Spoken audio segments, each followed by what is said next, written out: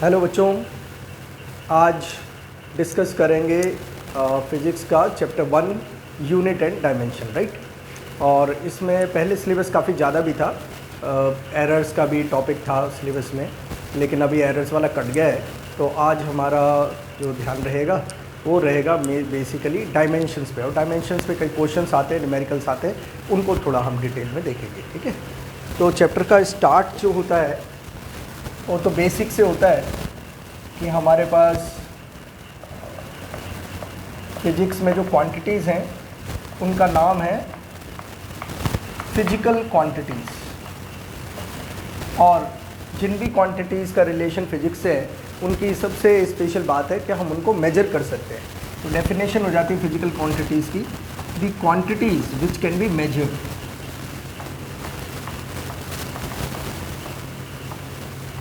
which can be measured, physical quantities हो गई। दूसरा जो पॉइंट है वो है टाइप्स ऑफ फिजिकल क्वांटिटीज़। तो इसमें दो टाइप्स हैं बच्चों, फंडामेंटल फिजिकल क्वांटिटीज़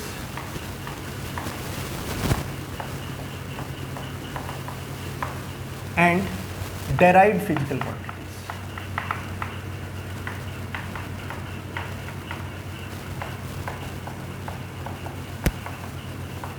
जैसा कि नाम से क्लियर है, फंडामेंटल क्वांटिटीज़ वो होनी चाहिए जिनको जो बेसिक है क्वांटिटीज़, और डेराइव्ड वो होनी चाहिए जो फंडामेंटल से मिल के बनी हो। अब जैसे हमारी अल्फ़ाबेट्स है ABCD, तो सारे वर्ड्स ABCD से मिल के बने हुए हैं। तो ABCD जो अल्फ़ाबेट्स हैं वो हमारी लैंग्वेज का, इंग्लिश वर्ड्स का, सेंटेंसेस का फंडामेंटल हो गया। उसी तरीके से हमारी काउंटिंग है 0 से लेके 9 तक। तो 0 से 9 तक के अगर आपको डिजिट्स आते हैं लिखने तो आप कोई भी नंबर लिख सकते हैं। तो यही बात है, तो वो फंडामेंटल हो गए। और जो उनसे नंबर्स बनते हैं, जैसे हम 23 लिखना चाहते हैं, वी विल यूज़ 2 and 3, तो 2 and 3 जो हो गया वो डेराइव्ड हो गया, 23 डेराइव्ड हो गया, और 2 और 3 डिजिट्स जो हैं वो फंडामेंटल हो गए। तो इसी तरीके से अगर डेफिनेशन लिखना चाहे फंडामेंटल की, फंडामेंटल फिजिकल क्वांटिटीज़ की डेफिनेशन लिखना चाहें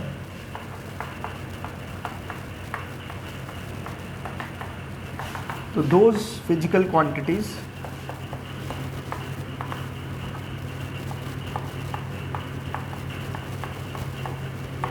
which are basic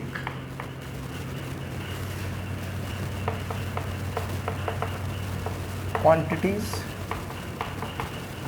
and cannot be reduced further।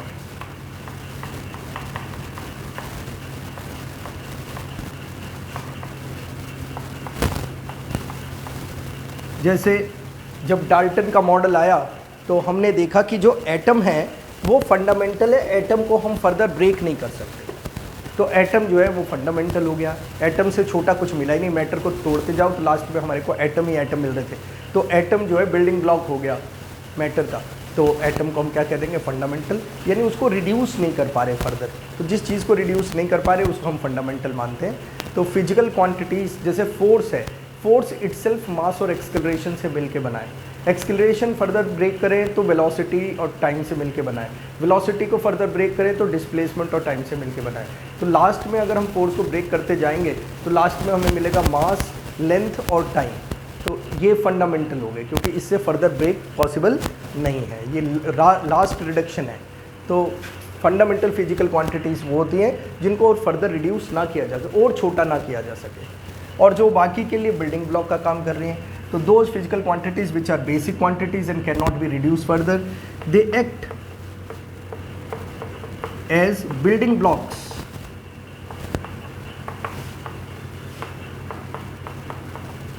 For other quantities.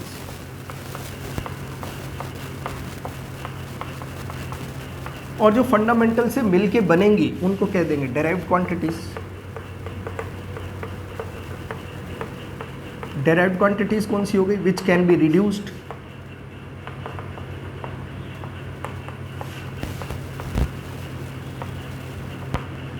In fundamental quantities.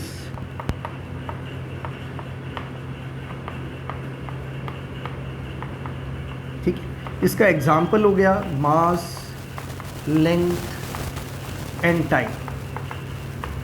और ये एग्जाम्पल्स हैं बच्चों फंडामेंटल क्वांटिटीज़ के, और इनके एग्जाम्पल्स तो बहुत हैं। फोर्स है, वर्क है, टॉर्क है, एंगुलर मोमेंटम है, बहुत क्वांटिटीज़ हैं, लीनियर मोमेंटम है, लाइक। तो ये हो गया। डेराइव्ड की मैंने पूरी डेफिनेशन लिखी है, नहीं है लिखी आप समझ सकते हो, उसी से निकल आएगी। रोज फिजिकल क्वांटिटीज़ करके लंबी डेफिनेशन लिख लेना। बस बात यही है कि फंडामेंटल क्वांटिटी जो उनको फर्दर रिड्यूस नहीं कर सकते, डेराइव्ड को फर्दर रिड्यूस कर सकते हैं। और डेराइव्ड क्वांटिटी फंडामेंटल से मिलके ही बनी होती है, और फंडामेंटल किसी से मिलके नहीं बनी होती है, वो लास्ट रिड्यूस करते करते जो बचती है वही। फिर इसी में एक तीसरी चीज़ आती है सिस्टम ऑफ यूनिट्स।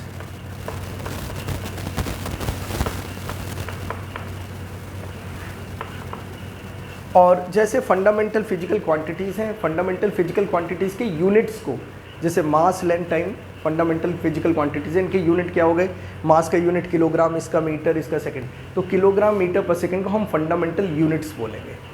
और ये जो फोर्स है इसका यूनिट है न्यूटन, वर्क का जूल, इन सबको हम डेराइव्ड यूनिट्स बोलेंगे। तो अगर कोई कहता है व्हाट आर फंडामेंटल यूनिट्स, तो हम उसको यही कह सकते हैं the units which cannot be reduced further, या which are the units of fundamental quantities such as mass, length and time, kilogram, meter, second are the fundamental units, and the quantities which can be reduced to fundamental the units which can be reduced to fundamental units are the derived units, जैसे work का unit, force का unit, एक like that. अब आता है हमारे पास system of units. System of unit क्या है? हम कोई सिस्टम बनाते हैं कि अब हम कैसे यूनिट्स को नापेंगे। अब जैसे बहुत सारी अलग अलग क्वांटिटीज़ हमारे पास हैं, उनके बहुत सारे यूनिट्स हो सकते हैं, तो हम क्या करते हैं, फंडामेंटल क्वांटिटीज़ को यूनिट्स दे देते हैं। जैसे हमने मास, लेंथ और टाइम को फंडामेंटल मान लिया, किलोग्राम, मीटर, सेकंड इनके यूनिट्स मान लिए। तो अब वेलोसिटी का अगर यूनिट निकालना है तो वेलोसिटी होती है डिस्प्लेसमेंट अपॉन टाइम। डिस्प्लेसमेंट का यूनिट मीटर और टाइम का सेकंड, तो वेलोसिटी का यूनिट हो गया मीटर पर सेकंड। इसका मतलब हमें हर एक क्वांटिटी का एक अलग यूनिट बनाने की ज़रूरत नहीं है, फंडामेंटल क्वांटिटीज़ को यूनिट्स बना लो और फंडामेंटल क्वांटिटी के यूनिट से ही बाकी यूनिट्स निकल आएंगे। तो एक सिस्टम बनाने का मतलब ये है कि जो फंडामेंटल क्वांटिटीज़ है उनको फिक्स्ड यूनिट्स दे दो। जैसे मास को यूनिट दे दो, लेंथ को यूनिट दे दो। जैसे मैं एग्जांपल दूं तो पहले अर्लियर डेज़ में जो लेंथ था उसको फुट में नापते थे और फिर बाद में सेंटीमीटर में नापने लगे। आजकल हम मीटर में नापते हैं, कोई यार्ड्स में नाप सकता है। तो एक किसी क्वांटिटी का एक यूनिट फिक्स करना कि भाई लेंथ का यूनिट मीटर होगा और इतनी लंबी लेंथ को हम मीटर कहेंगे। अगर हम इस सब पे एग्री हो जाते हैं, इंटरनेशनली एग्री हो जाते हैं, तो इसका मतलब we have formed a system. System का मतलब ये है कि फंडामेंटल क्वांटिटीज़ के यूनिट्स के नाम फिक्स कर दो और वो कितने कितने मैग्नीट्यूड की क्वांटिटी को रिप्रेजेंट करेंगे इसको फिक्स कर दो। तो ऐसा अगर हम कर लें तो we are having a system. तो सिस्टम ऑफ यूनिट्स का मतलब है a set of fundamental units. For example MKS, M का मतलब मीटर,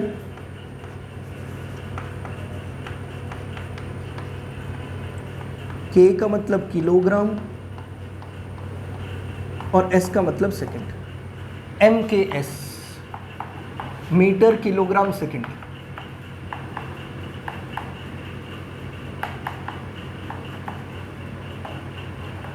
क्योंकि मास, लेंथ और टाइम हमारी फंडामेंटल क्वांटिटीज़ है तो हमने तीनों के यूनिट फिक्स कर दिए, metre, kilogram, second.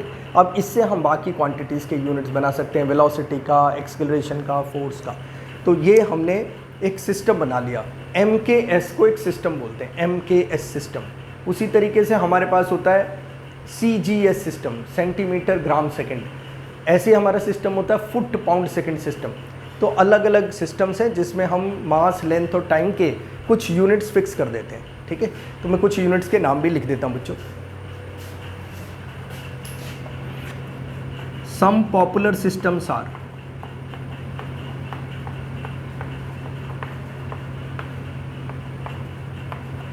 FPS, FPS का मतलब ध्यान रखना फुट पाउंड सेकेंड। ये सारे सिस्टम से सबसे पुराने ज़माने में FPS यूज़ होता था। फिर आ गया CGS system, centimetre gram second system. और फिर मैंने ये MKS तो लिख ही दिया। और लेटली जो हम यूज़ कर रहे हैं उस सिस्टम का नाम है बच्चों SI सिस्टम, सिस्टम इंटरनेशनल या इंटरनेशनल सिस्टम ऑफ यूनिट। तो मैं उसको समझाने जा रहा हूँ। बोर्ड को मैंने इसलिए ऐसे छोड़ दिया कि if you want to click it तो यू कैन, राइट।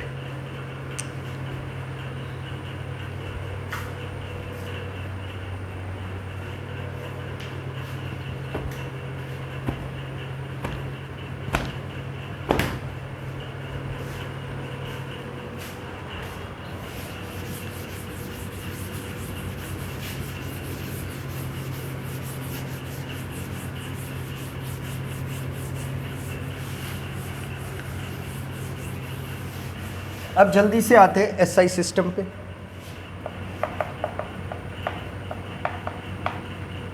तो ये लेटेस्ट सिस्टम है जो हम यूज़ करते हैं। इसको कहते हैं international system of unit.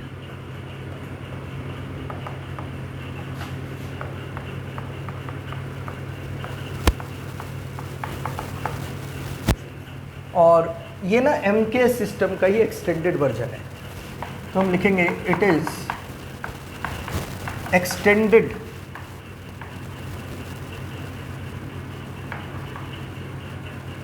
MKS system,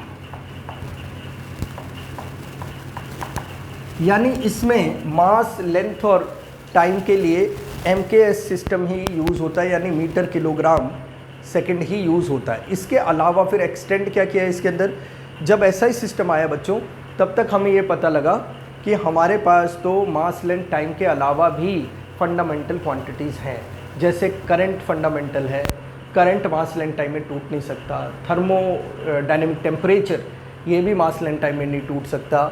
luminous intensity, यानी जितनी रोशनी है किसी जगह उसको ल्यूमिनस इंटेंसिटी कहेंगे, वो भी मास, लेंथ, टाइम से इंडिपेंडेंट है। और एक होता है अमाउंट ऑफ सब्सटेंस, मोल, जिसको आप केमिस्ट्री में भी पढ़ते हो। तो इन चार क्वांटिटीज़ को भी हमने इंक्लूड कर दिया फंडामेंटल क्वांटिटीज़ में। टोटल फंडामेंटल क्वांटिटी हमने बना दी 7, और इन सातों के यूनिट्स को मिला के जो सिस्टम बना उसको कहते हैं बच्चों SI सिस्टम। तो NCERT में टेबल बनी हुई है आपकी। तो इसमें 7 क्वांटिटी हैं, mass, length, time, current, temperature, luminous intensity और अमाउंट ऑफ सब्सटेंस।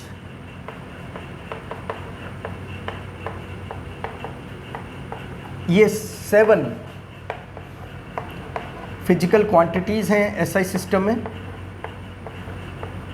और इनके यूनिट, मास का यूनिट वही वाला, क्योंकि हमने कहा ना MK सिस्टम ही फॉलो कर रहे हैं, तो किलोग्राम ही है बेटा मास के लिए यहाँ पर। लेंथ के लिए मीटर ही है,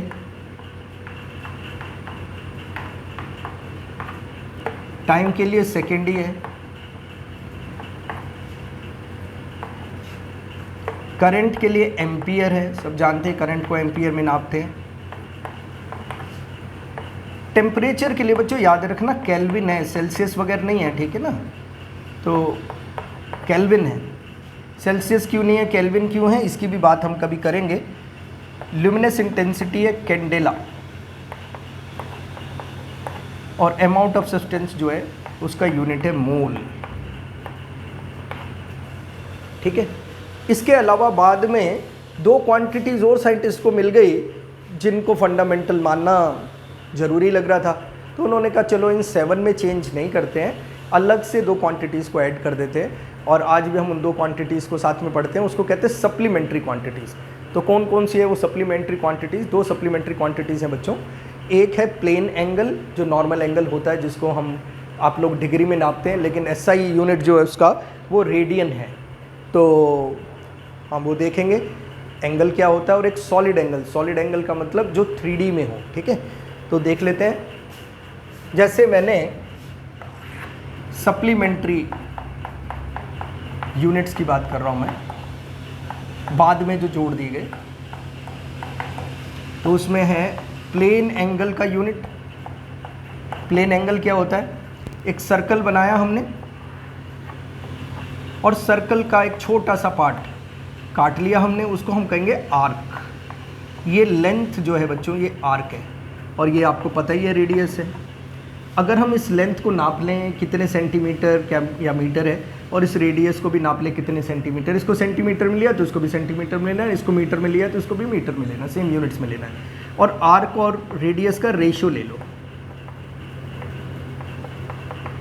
तो सपोज आर्क जो है वो हमारी 4 सेंटीमीटर की है, और ये हमारा जो है रेडियस वो सपोज 8 सेंटीमीटर का है, तो ये 1/2 आ गया। सपोज 1/2 का मतलब 0.5, तो ये 0.5 रेडियन का एंगल हो गया बच्चों। कहाँ है वो एंगल? यहाँ है वो एंगल। ये एंगल 0.5 रेडियन का है। रेडियन मैंने कहा एसआई सिस्टम का यूनिट है। तो एंगल कैसे निकाल सकते हैं वो मैंने बता दिया। सर्कल का जो भी पार्ट है जिसके अपोजिट वो एंगल बना हुआ है, उस पार्ट को हम आर्क बोलेंगे। आर्क की लेंथ से रेडियस को डिवाइड कर दो, सॉरी आर्क को रेडियस से डिवाइड कर दो, तो जो रेशियो आएगा that will give you the magnitude of the plane angle. अच्छा, बात करें फिर सॉलिड एंगल की। सॉलिड एंगल में क्या है? तो बच्चों उसमें ना हमें स्फीयर लेना पड़ेगा। 3D की चीज़ है ना, तो सर्कल की जगह उसमें स्फीयर ले लेना। तो स्फीयर लेके क्या करेंगे? सपोज हमने स्फीयर ले लिया ऐसा, तो स्फीयर तो 3D चीज़ है। एक कंपस लो, स्फीयर के ऊपर रखो, एक सर्कल बना लो ऐसे, स्फीयर के ऊपर सर्कल बना लो ऐसे। इस सर्कल की जो सरकमफ्रेंस है उसको सेंटर से जोड़ दो स्फीयर के ऐसे, तो हर तरफ से जुड़ेगा बच्चों। ये 3D है ना, ऐसे पीछे से भी जुड़ेगा। अब इस चीज़ को, ये जो बना है हमारे पास पोर्शन, स्फीयर है, स्फीयर की सरफेस पे एक सर्कुलर पोर्शन है, और ध्यान रखना वो सर्कल प्लेन नहीं होगा, वो उभरा हुआ होगा ऐसे, है ना, एलिवेट, क्योंकि स्फीयर है ना, तो इस वजह से इसकी बाउंड्री को सेंटर से मिलाओ और उस पोर्शन को काट के निकाल लो। अगर वो काट के निकाल लेंगे तो ये हमारे पास ना एक आइसक्रीम कोन टाइप का बन जाएगा ऐसा ऐसा। तो इसके अंदर जो एंगल है ना, यही है सॉलिड एंगल। और इसको नापने के लिए क्या करें? ये जो एरिया है ना बच्चों, ये एरिया निकालना पड़ेगा। अब ये एरिया अगर ये फ्लैट होता ना तो πr² होता, सर्कल होता, लेकिन जैसे मैंने कहा कि ये तो स्फीयर से काटा गया पोर्शन है, तो ये थोड़ा सा बल्ज्ड आउट होगा, तो हमें वो एरिया निकालना पड़ेगा by whichever means we can find.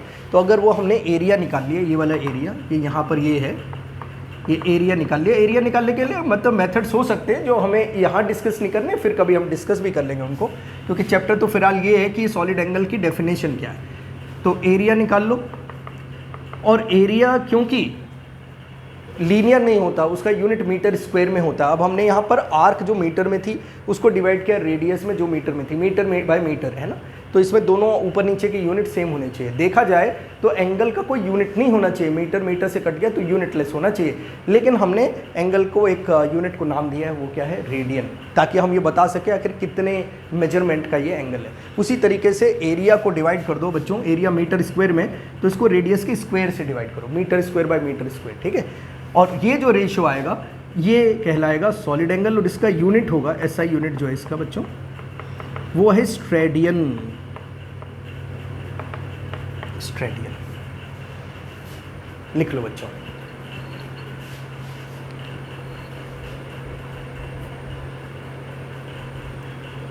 तो ये थी हमारी एसआई सिस्टम की कहानी।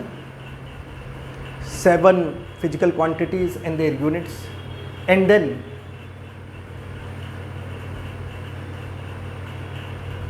supplementary quantities, plane angle and solid angle and their units, radian and steradian, arc upon radius and projected area upon radius का square।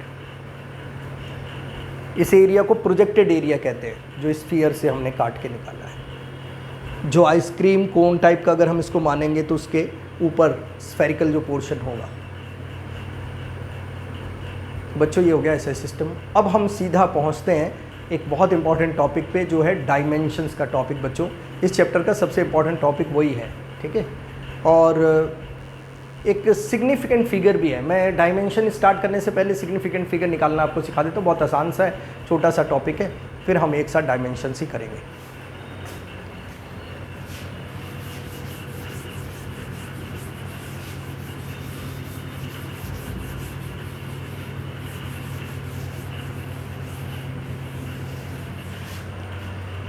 तो बच्चों एक चीज़ होती है सिग्निफिकेंट फिगर।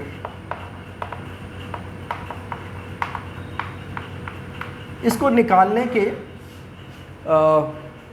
एनसीईआरटी में रूल्स लिखे हुए हैं और केमिस्ट्री में भी टीचर्स इसको सिखाते हैं कैसे निकालना है। तो मैं आपको ना रूल्स में नहीं उलझाना चाहता कि आप उसको याद रखो फिर परेशान हो कैसे करना है। मैं आपको एक दूसरे तरीके से सिग्निफिकेंट फिगर निकालना सिखा देता हूँ। तो आपने क्या देखना है, कोई आपके पास कोई मेजरमेंट पड़ा हुआ है, जैसे कोई लेंथ नापी है, वो आपके पास दी हुई है कि भाई ये 3000 मीटर की लेंथ है, या वर्नियर कैलिपर से कुछ नापी हुई लेंथ है, 2.50 सेंटीमीटर कोई लेंथ है, ऐसे कुछ आपको डाटा दे रखा है। तो उसमें हमें बतलाना है कि उस पूरी जो मेजरमेंट की रीडिंग है उसके अंदर से कौन कौन से डिजिट्स हमारे काम के हैं और हम किन को छोड़ सकते हैं, किन को नेगलेक्ट कर सकते हैं। तो जो हमारे काम के होंगे उनको हम सिग्निफिकेंट बोलेंगे और जिनको हम हटा सकते हैं उनको हम इनसिग्निफिकेंट बोलेंगे। तो जैसे बच्चों मैं एक एग्जांपल दे रहा हूँ आपको। किसी से हमने कहा कोई लेंथ नापने के लिए और उसने आके लेंथ बताई कि 3000 मीटर है कोई लेंथ, और किसी दूसरे पर्सन को हमने जाके कहा कि भाई लेंथ नाप क्या हो वो वाली, तो उसने आके कहा 3 किलोमीटर है। अब आप देखें तो ये दोनों ही बातें बिल्कुल ही सेम है, 3000 metre is as good as 3 kilometre. लेकिन इस जो डाटा है इसमें 4 डिजिट हैं, 1 2 3 4, जबकि इसमें सिर्फ एक ही डिजिट है। तो अजीब सी बात यह है कि इसको बताने के लिए 4 डिजिट यूज़ करने पड़े, इसको बताने के लिए सिर्फ एक डिजिट, जबकि बात एक ही है। इसका मतलब ये जो 3 जीरोज़ हैं इनको तो हम हटा सकते हैं ना यूनिट बदल के, तो इसका मतलब ये सिग्निफिकेंट नहीं है। तो जिनको हटाया जा सके वो सिग्निफिकेंट। अब आपने किसी पार्टी में फ्रेंड्स को बुलाना है, लिस्ट बना रहे हो, तो जिनको आप कह सकते हो यार इनको छोड़ो, इनको नहीं बुलाना, इसका मतलब हम उनको सिग्निफिकेंट नहीं समझते। और जिसको आप सिग्निफिकेंट समझते हो ऑब्वियस है उनको लिस्ट में ज़रूर डालोगे। तो जिन जीरोज़ को, जिन डिजिट्स को हम हटा सकते हैं तो उनको हम कहते हैं ये इनसिग्निफिकेंट है, जिनको नहीं हटा सकते उनको कहते हैं इनसिग्निफिकेंट। उनको जिनको नहीं हटा सकते वो सिग्निफिकेंट है ना, और जिनको हटा सकते हैं वो इनसिग्निफिकेंट है। तो रूल में ये लिखा होता है कि कोई ऐसा नंबर हो, कोई ऐसा मेजरमेंट हो जिसमें लास्ट में ज़ीरोज़ हों, ठीक है, तो हम उनको हटा सकते हैं, लेकिन ध्यान रहे उस नंबर में डेसिमल नहीं आना चाहिए। अब जैसे मैं एक और एग्जांपल ले लेता हूँ। हमारे पास 4070, ठीक है, ये एक नंबर है। इसमें कोई पूछता है how many significant digits are there, तो मैंने कहा कि लास्ट वाला जीरो है वो हट सकता है। इसको ऐसे लिख लो 4.07123, हमने 3 डेसिमल यहाँ लगा दिया तो 10 पावर 3। इसको जब सॉल्व करोगे तो यही आ जाएगा अल्टीमेटली। तो देखो 4 भी लिखना पड़ा, 0 भी लिखना पड़ा, 7 भी लिखना पड़ा, इस जीरो को लिखने की ज़रूरत नहीं पड़ी, इसका मतलब ये इनसिग्निफिकेंट है। तो इसमें 3 सिग्निफिकेंट फिगर है, ये नहीं है। तो किसी नंबर में जिसमें डेसिमल ना हो उसमें आखिर के जीरो हटा देने चाहिए। अब मान लो इसी में डेसिमल आ जाए 4.70, तो ये जीरो नहीं हटेगा। मैथ्स में हम इसको हटा देते हैं, फिजिक्स में नहीं हटा सकते। इसको क्यों नहीं हटा सकते वो भी मैं बताऊँगा। तो इसमें यहाँ सिग्निफिकेंट हो जाता अगर डेसिमल हो। अगर डेसिमल हट गया तो बच्चों ये इनसिग्निफिकेंट हो गया। इसमें सिग्निफिकेंट फिगर सिर्फ 2 ही हैं, 4 और 7, ठीक है। अच्छा, और एक रूल तो ये हो गया, बिल्कुल साफ ही समझ आ रहा है, जिसमें लास्ट में जीरोज़ हो उनको हटा दो, वो सिग्निफिकेंट नहीं होते। 10 की पावर को कभी काउंट नहीं करते, इनको सिग्निफिकेंट नहीं मानना, बस इन्हीं को मानना है, ठीक है। एक रूल और है जिसमें कोई नंबर अगर 0 से शुरू हो रहा है, 0.003 ऐसा है, तो इसमें इन जीरोज़ को हटा सकते हैं। कैसे हटा सकते हैं? 10 की पावर से एडजस्ट करके 3 × 10 पावर -3 लिख दो, तो ये दोनों जीरो हट गए। सिर्फ लास्ट में क्या लिखना पड़ा? 3 लिखना पड़ा, ये जीरोज़ तो हट गए। तो जितने जीरो 10 की पावर में एडजस्ट होकर हट जाते हैं उनको हमेशा इनसिग्निफिकेंट मानते हैं। तो इसका रूल लिखा होता है बुक में, if A number is less than 1 it must start from 0। तो डेसिमल के बाद वाले और नॉन जीरो डिजिट से पहले वाले जीरो इनसिग्निफिकेंट होते हैं, ऐसा बुक्स में लिखा होता है। तो मैंने आपको बता ही दिया। अगर आप 10 की नेगेटिव पावर लगा के जिन जीरोज़ को हटा सकते हैं वो इनसिग्निफिकेंट है, फिनिश। एक और नंबर ले लेते हैं ऐसी 0.03201। तो बच्चों देखना ये जीरो नहीं हट सकता, 10 की पावर में, इसको हटा सकते हैं ना। तो डेसिमल के बाद नॉन जीरो डिजिट से पहले, ठीक है। तो मैं अगर इस डेसिमल को यहाँ शिफ्ट कर दूँ, एक प्लेस शिफ्ट कर दूँ, तो ये हो जाएगा 0.3201 इंटू 10 की पावर -1। तो जीरो हट गया 10 की पावर से, इसका मतलब ये जीरो भी इनसिग्निफिकेंट नहीं है। इसमें सिग्निफिकेंट फिगर 4 है, इसमें सिग्निफिकेंट फिगर 1 था। एक और देख लेते हैं बच्चों। अगर हमारे पास किसी नंबर में डेसिमल है 4.3010, डेसिमल आ गया ना, तो लास्ट का जीरो नहीं हटाना है, उसको सिग्निफिकेंट काउंट करना है। तो इसमें सारे सिग्निफिकेंट है, 1 2 3 4 5 सिग्निफिकेंट फिगर्स हैं इसमें। ऐसा जीरो इसलिए लगाते हैं बच्चों, कभी हम अलग अलग टाइप के इंस्ट्रूमेंट्स हमारे होते हैं जो 2 डेसिमल 3 डेसिमल 4 डेसिमल प्लेसेस तक रीड कर सकते हैं। जैसे वर्नियर कैलिपर 2 डेसिमल तक रीड कर सकता है और स्क्रू गॉज 3 डेसिमल तक रीड कर सकता है। मान लो आपने कोई रीडिंग स्क्रू गॉज से निकाली और वो आई 3.100, तो 3 डेसिमल आ गए। अब वो जीरो आया है, मेजरमेंट करके आया है, तो अगर हम नहीं लिखेंगे, मान लो इन जीरो को ना लिखें और 3.1 तक लिख के छोड़ दें, क्योंकि मैथ्स में ऐसे जीरो को हम हटा देते हैं, तो जो भी पर्सन इस रीडिंग को नोट कर रहा होगा वो ये सोचेगा अपने स्केल से नापा था और 1 डेसिमल प्लेस तक ही नापा है, बाकी 2 डेसिमल प्लेस नहीं निकाले। अगर लिखेंगे तो पर्सन को पता लग जाएगा स्क्रू गॉज से नापा गया है और तीनों डेसिमल प्लेस नापे गए। इसीलिए अगर डेसिमल आ जाए किसी नंबर में तो लास्ट के जीरो को सिग्निफिकेंट मानना है। इसमें सिग्निफिकेंट फिगर 4 है बच्चों, और डेसिमल आते के साथ ही लास्ट के जीरो सिग्निफिकेंट हो जाते हैं। तो ले दे के जो हमारे रूल्स हैं ज़रा ध्यान से देख लो, 3 ही बेसिक रूल हैं, बाकी तो सब सिग्निफिकेंट होता ही होता है। अगर किसी नंबर में डेसिमल ना हो तो आखिर के जीरो इनसिग्निफिकेंट होते हैं, जिसमें डेसिमल हो उसमें आखिरी जीरो भी सिग्निफिकेंट होते हैं, और जो जीरो से स्टार्ट हो 0 पॉइंट समथिंग, तो डेसिमल के बाद वाले जीरो इनसिग्निफिकेंट होते हैं, है ना। तो डेसिमल के बीच में और कोई भी नॉन जीरो डिजिट 1 2 3 4 आ जाए, उससे पहले पहले जो बीच में जीरो आ गए हैं वो इनसिग्निफिकेंट होते हैं, उनको हटा सकते हैं। तो ये था बच्चों सिग्निफिकेंट फिगर्स। तो ये भी हो गया आपकी एक्सरसाइज का 10th क्वेश्चन, इसी का है सिग्निफिकेंट फिगर्स का, तो ज़रूर उसको करके देख लेना बच्चों।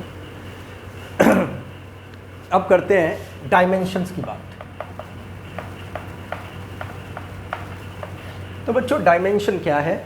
डायमेंशन बड़ी आसान सी चीज़ है कि हम ना किसी भी फिजिकल क्वांटिटी को पहले फंडामेंटल फिजिकल क्वांटिटीज़ में कन्वर्ट कर लेते हैं, यानी मास लेंथ टाइम में कन्वर्ट कर लेते हैं, ठीक है। और फिर देखते हैं मास लेंथ टाइम की पावर कितनी कितनी आई है, वही डायमेंशन कहलाता है। जैसे डायमेंशन ऑफ फोर्स निकालना है,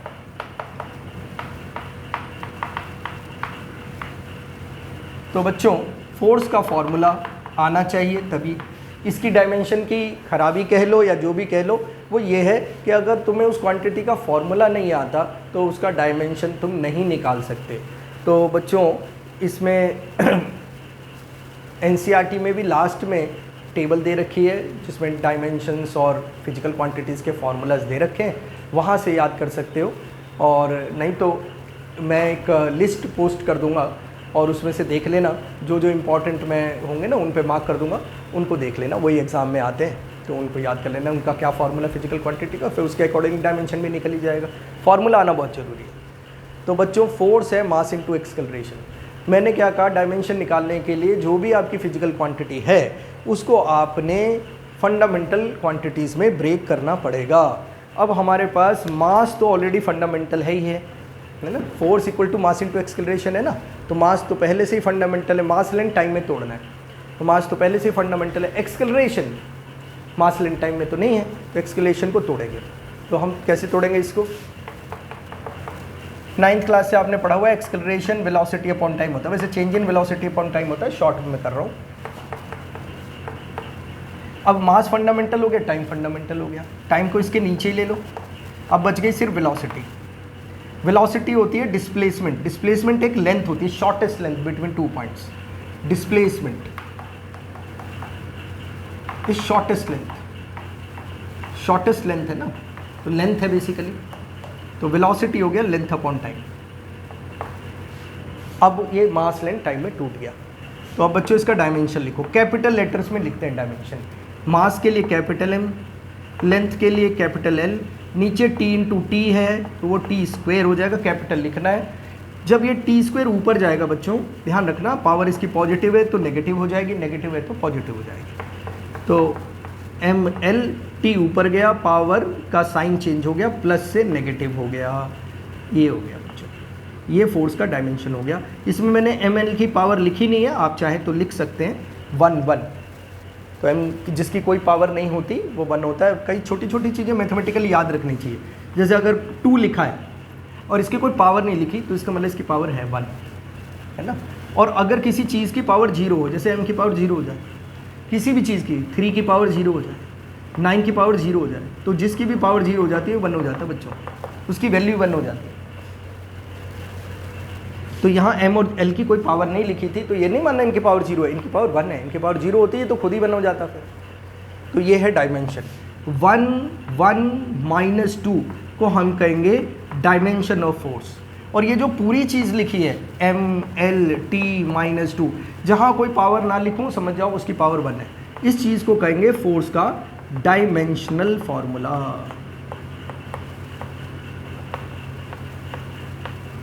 ठीक है बच्चों, ऐसे ही हर क्वांटिटी का डायमेंशनल फार्मूला हम निकाल सकते हैं। 2-4 क्वांटिटीज़ के मैं डायमेंशनल फार्मूला और निकाल के दे रहा हूँ, फिर कुछ ऐसी क्वांटिटीज़ के डायमेंशनल फार्मूला निकालूंगा जो पेपर में आते रहते हैं, फिर हम इनके यूजेस सीखना शुरू करेंगे।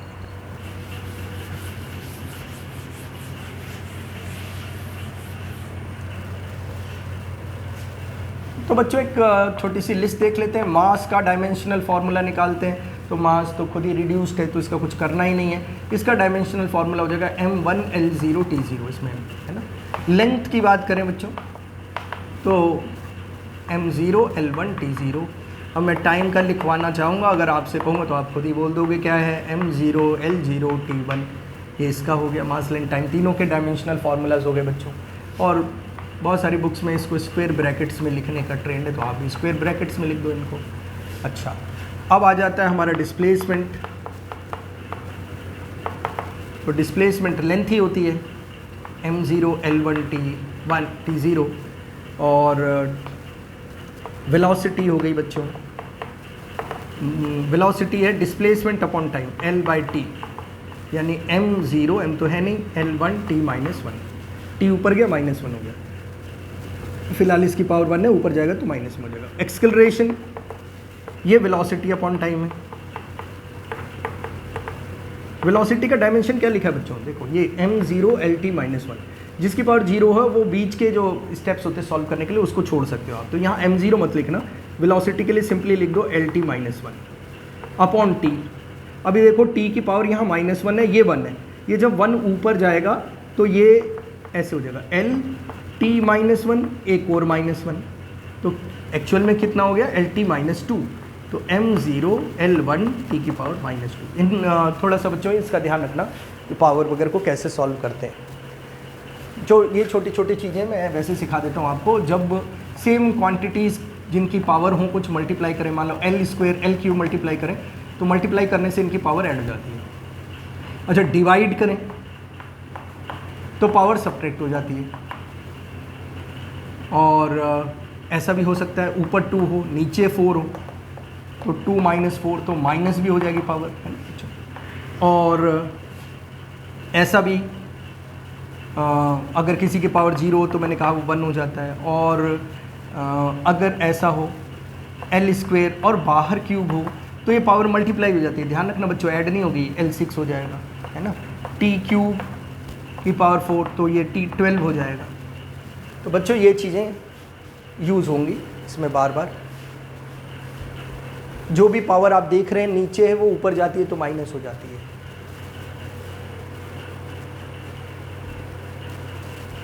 एक्सेलरेशन हो गया, फिर लीनियर मोमेंटम हो गया बच्चों। लीनियर मोमेंटम, इसका फॉर्मूला था मास इंटू वेलोसिटी। अब देखो मास तो मास ही है, इसको छोड़ दो।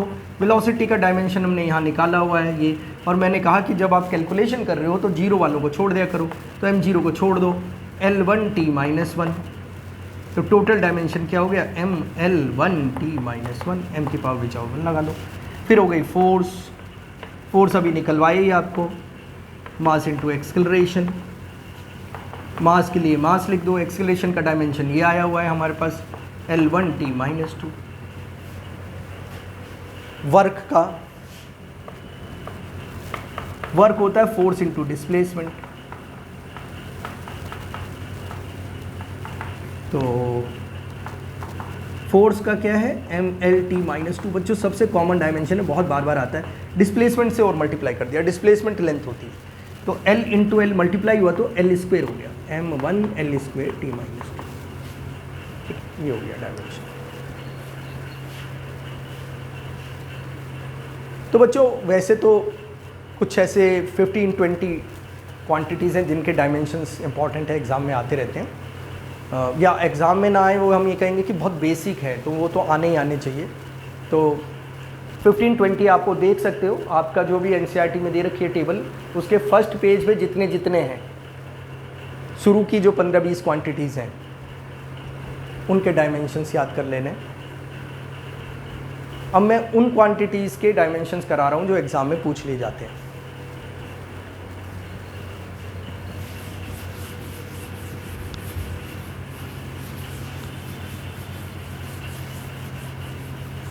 दो तीन क्वांटिटीज़ हैं जिनके डायमेंशन बहुत आते हैं। एक सरफेस टेंशन का डायमेंशन बहुत पूछते हैं बच्चों। तो सरफेस टेंशन का मैंने कहा डायमेंशन आने के लिए फॉर्मूला आना चाहिए।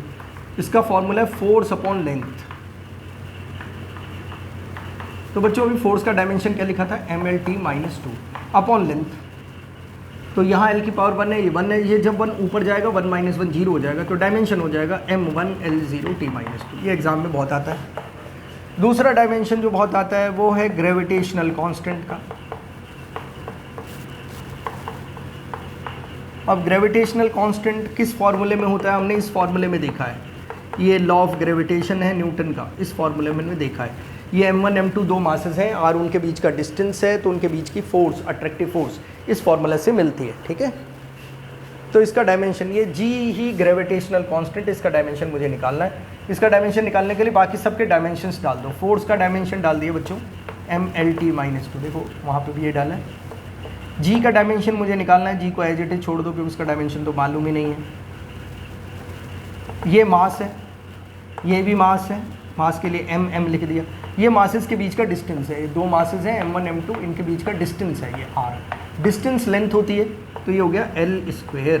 अब ध्यान से क्रॉस मल्टीप्लाई कर रहा है बच्चों, ये यहाँ पर जाके इससे मल्टीप्लाई हो जाएगा, तो पहले इसको ही मल्टीप्लाई कर लेते हैं। एक एक करके कर रहा हूँ ताकि आपको समझने में दिक्कत ना हो, ठीक है। इस MM को भी मल्टीप्लाई कर दो M², ठीक है। और इधर लिख देता हूँ कंफ्यूजन ना हो जाए। इसको इधर ले गए बच्चों, MLT-2 इंटू L², और उधर हो गया G इंटू M²। तो ये L की पावर 1 और ये L की पावर 2 आपस में मल्टीप्लाई हुई, पावर ऐड हो गई, ML3T-2 GM²। क्योंकि मुझे सिर्फ G का डायमेंशन चाहिए, तो M² को इसके नीचे ले जाओ, जो चीज़ यहाँ है वो इसके डिनोमिनेटर में चली आएगी। ML3T-2 अपॉन M², ये इसके डिनोमिनेटर में आ गई बच्चों। अब ये M और M ध्यान रखना, आपस में अलग अलग क्वांटिटीज़ की पावर का कुछ नहीं होगा। L और M की पावर आपस में कुछ नहीं करेंगी, T और L की पावर आपस में कुछ नहीं करेंगी। जिनकी भी पावर में कोई एडिशन सब्ट्रैक्शन होना है वो सेम क्वांटिटी में होना है, M मास से, लेंथ से, टाइम से। तो यहाँ M की पावर कितनी है 1, ये स्क्वायर गया ऊपर तो पावर हो गई नेगेटिव, 1 में से 2 को सब्ट्रैक्ट कर दो, L³ T की पावर -2। तो G का डायमेंशन हो गया M-1 L³ T-2, G का डायमेंशन बच्चों। तीसरी क्वांटिटी है प्लैंक कांस्टेंट। ये वो 4 क्वांटिटीज बता रहा हूं जिनके डायमेंशन सबसे ज्यादा पूछे जाते हैं। प्लैंक कांस्टेंट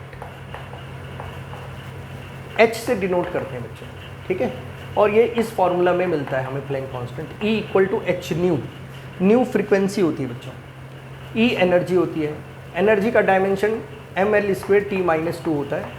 प्लैंक कांस्टेंट का डायमेंशन मुझे निकालना है। फ्रीक्वेंसी का डायमेंशन होता है T की पावर -1। अब आप कहोगे आपको कैसे पता, तो भाई ये याद करने हैं, मुझे तो याद पड़े हैं, आपको क्या करना है, टेबल से याद करने हैं डायमेंशंस, है ना। जो मैंने कहा कि आपके NCERT में पीछे डायमेंशंस की लिस्ट दे रखी है, और अगर आपको दिक्कत आ रही है तो मुझे बस मैसेज कर देना, तो मैं आपको भेज दूंगा लिस्ट।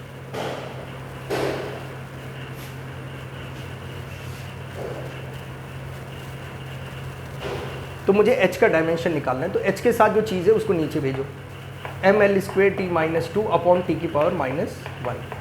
ये h का डायमेंशन हो गया। ये डायमेंशन सब टेबल में दे रखे होते हैं एनर्जी का, और ये ऐसा नहीं है कि टेबल से देखने को मिलेंगे आपको, कोई नहीं बताएगा आपको, ये याद करने हैं। शुरू के जो करीब 15-20 क्वांटिटीज़ हैं उनके डायमेंशंस आपको याद करने हैं, लिख लिख के देखने हैं, बार बार फॉर्मूलाज याद करने हैं। अब इसका डायमेंशन क्या हो गया, ml² t की पावर -1। मैंने कहा था साइन चेंज हो जाता है, यहाँ -1 है तो ऊपर जाके +1 हो जाएगा बच्चों, ml² t - 1। ये डायमेंशन हो गया प्लैंक कांस्टेंट का। एक आखिर क्वांटिटी बहुत इंपॉर्टेंट क्वांटिटी है जिसका नाम है कोफिशिएंट ऑफ विस्कोसिटी। उसके डायमेंशन बहुत बार पूछते हैं, तो उसको भी मैं साथ के साथ बोर्ड पे मिटा इसलिए नहीं रहा हूँ, एक साथ सारी क्वांटिटीज़ आ जाएं। ये थर्ड थी। ये 4 मोस्ट इंपॉर्टेंट फिजिकल क्वांटिटीज़ हैं जिनके डायमेंशन पूछे जाते हैं। अब किसके बता रहा हूँ बच्चों, कोफिशिएंट ऑफ विस्कोसिटी के। इसको निकालने के लिए 2 फार्मूलाज हैं, पर मैं आसान वाले फार्मूला से निकाल रहा हूँ। एक फार्मूला होता है F = 6 पाई ईटा RV, है ना। ये जो लेटर मैंने लिखा है n की तरह, स्मॉल n की तरह जो लग रहा है, ये है ईटा। तो बहुत सारे बच्चे 11th में जब आते हैं तो उनको नए नए ग्रीक लेटर्स देख के थोड़ा अजीब लगता है कि ये क्या आ गया। तो बच्चों इनको भी हमें सीखना ही है।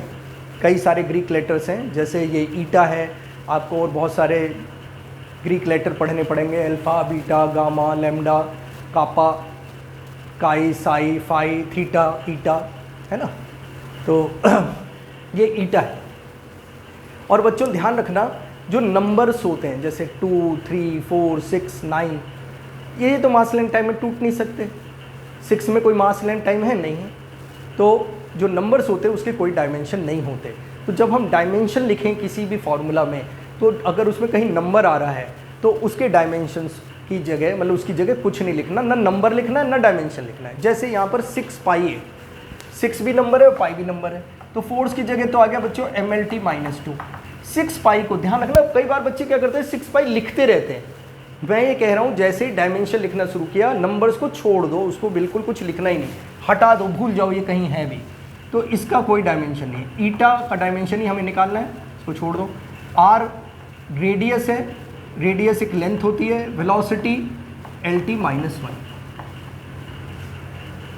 ठीक है। v इसमें वेलोसिटी है, r इसमें रेडियस।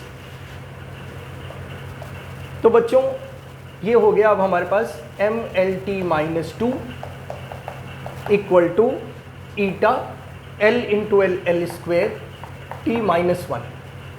अब ईटा के साथ जो है वो इसके डिनोमिनेटर में चला जाएगा, mlt - 2 के नीचे चला गया, क्या l² t - 1। अब देखो m, l की पावर ऊपर 1 है, ये 2 नीचे से गया माइनस हो गया, ये माइनस से ऊपर जाके प्लस हो गया, -2 + 1, यानी डायमेंशन क्या आ गया बच्चों, 1 - 2 -1 -2 + 1 -1। तो ये डायमेंशन आ गया कोफिशिएंट ऑफ विस्कोसिटी का। बहुत फेमस डायमेंशन है किसका बच्चों, कोफिशिएंट ऑफ विस्कोसिटी का डायमेंशन हमने अभी अभी निकाला है, और वो आ रहा है ईटा का डायमेंशन m की पावर 1, l की पावर -1, t की पावर -1। सारी इंपॉर्टेंट क्वांटिटीज़ के डायमेंशन एक साथ है बच्चों। आज मैं आपको ये बतलाने जा रहा हूँ डायमेंशंस के हम क्या क्या यूज़ कर सकते हैं, ठीक है। यूज़ क्या क्या कर सकते हैं, यूजेस आज डिस्कस नहीं कर रहा हूँ, यूजेस अगली क्लास में डिस्कस करूँगा। आज यूजेस कौन कौन से हैं वो 3 यूज़ बतला देता हूँ, और अगली क्लास में फिर हम उनको यूज़ करके देखेंगे।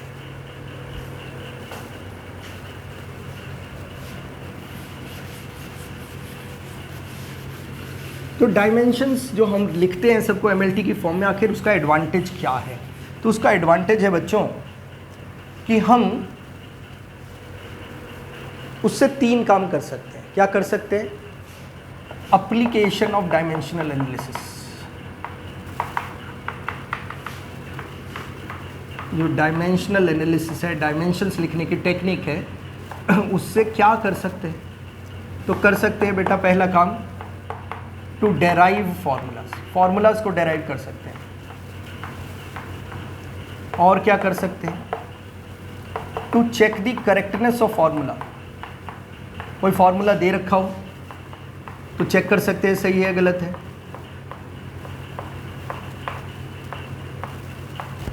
कोई इक्वेशन है उसको चेक कर सकते हैं।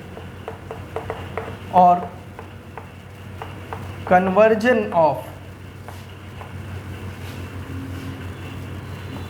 Conversion from one system of unit to another.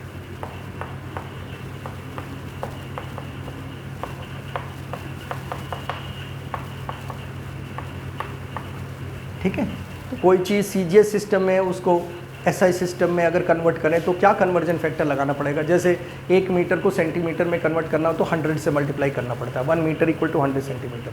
वैसे ही जो फोर्स का यूनिट होता है एसआई सिस्टम में वो न्यूटन होता है और सीजीएस सिस्टम में डाइन होता है।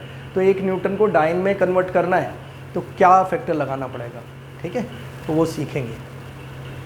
तो ये 3 एप्लीकेशंस बच्चों 1 बाय 1 हम नेक्स्ट क्लास में सीखेंगे। आज का वीडियो हम यहीं रोक रहे हैं। ठीक है, नेक्स्ट क्लास में इनके यूजेस सीखेंगे। थैंक यू बच्चों।